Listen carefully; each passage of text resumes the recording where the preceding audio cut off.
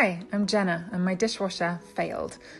It wasn't heating, so I bought a replacement heating element from the AEG website. First off, I removed the residual water from the filter area using a sponge and bowl. I needed one Torx or star-shaped screwdriver and basic toolkit tools. Turned off the dishwasher power and the water, and then explored how on earth I accessed the area and how I could possibly get the pump out. So as I was fiddling, I looked at the wires. I noticed that some of them, the earth wire actually wasn't connected, so I gave that a bit of a test. Sadly, that made no difference. Oh yeah, and I broke my fingernail in the process. I had another go at accessing a bit better by taking off more flaps. This was super fiddly. I really didn't know how to access the area properly because there's no manuals online, no other videos that I could find for this particular model. I had no clue. So basically, trial and error and lots of errors on the way, but I eventually took off all the panels so I could access it via the base, which is where I found that the pump was situated. Of course, I needed to wear oven gloves to protect my fingers because the dishwasher metal can be rather sharp. And eventually, when I did get off all the panels, I was able to have much better access to the pump. Another great thing about recording what I was doing was that I could make sure, hopefully, would just put everything back together again in the right place. So I've just fiddled around a lot trying to get the pump out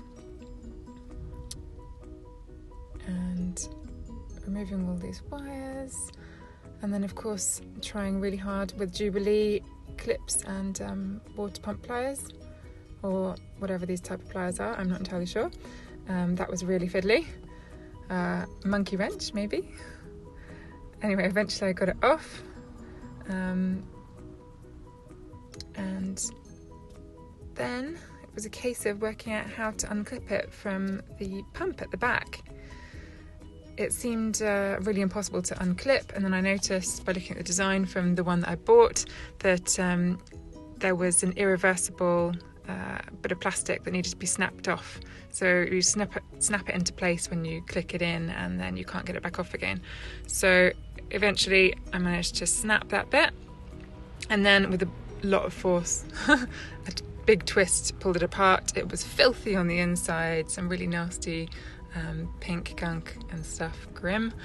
And then of course I put it all back together again, making sure before I did put this new piece together with the pump that I was going to click it into the right angle, because if I mess this bit up, obviously it would be irreversible. I'm not sure if there's a better, easier way to do it, but anyway, I double checked before doing it, clipped it together, and then put it all back together again.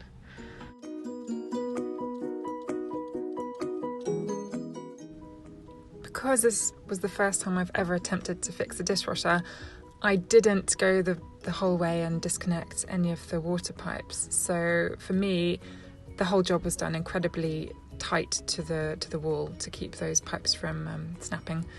As you can see, this just made it really fiddly, and that's the reason why I needed other tools to fit around corners. Of course, I needed a drink, so lovely gin and tonic. Put the adjustable feet back on and then twisted it around and trying to get it back in. It's quite fiddly. Now this bit you need to make sure it's securely in the unit housing area so that when you pull the door open, the whole thing doesn't fall forward on you or move much.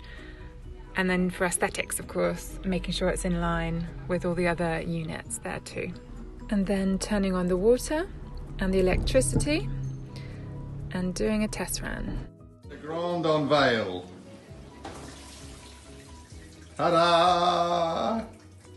It's working.